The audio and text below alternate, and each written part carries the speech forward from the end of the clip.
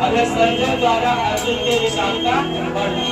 दूसरा अध्याय है जिसमें संजय अंधे धृतराष्ट्र को बताते हैं कि अर्जुन के हृदय में ऐसा विषाद उत्पन्न हो गया।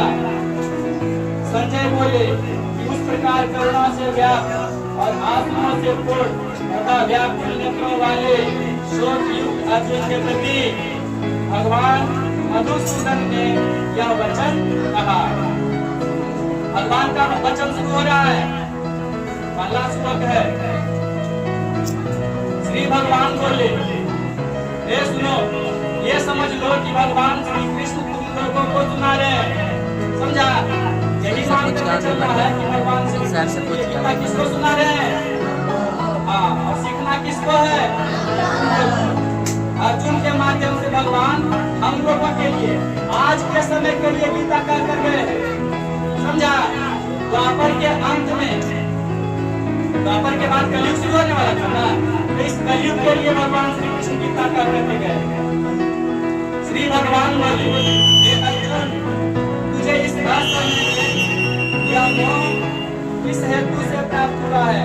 क्योंकि यह मोह न तो श्रेष्ठ पुरुषों द्वारा आचरित है, न स्वर्ग को देने वाला है और न कीर्ति को ही बढ़ाने वाला ही है। इसलिए हे अर्जुन, नपुंसकता को मत प्राप्त करो, जिन्हें यह उचित नहीं जान पाती।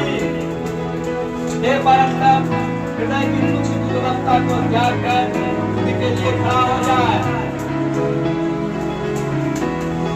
योद्धाओं के हृदय में साहस नहीं तो वह योद्धा मारा जाएगा, है ना? उत्साह होना चाहिए। वही कहते हैं कि तुम्हें यह हृदय की तुच्छ दुर्बलता क्यों प्राप्त हुआ है?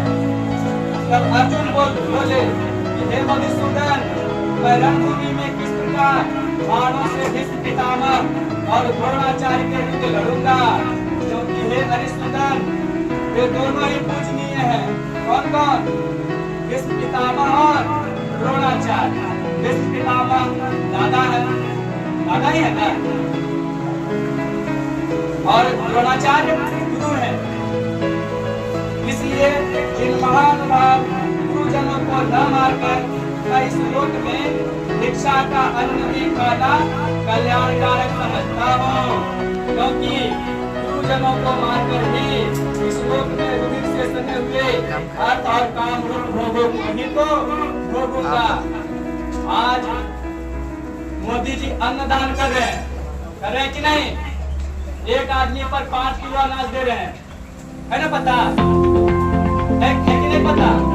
ये अनाज जो है गाय के खून में सना हुआ है।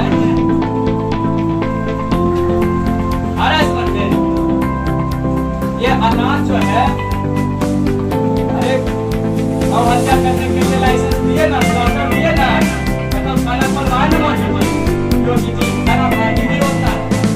तो हम लोग जितना काम करेंगे उसका 25% पार्टी हो जाएगा। जो शासन करेगा तो शासन को जनता का नहीं, बात किसको लग रहा है?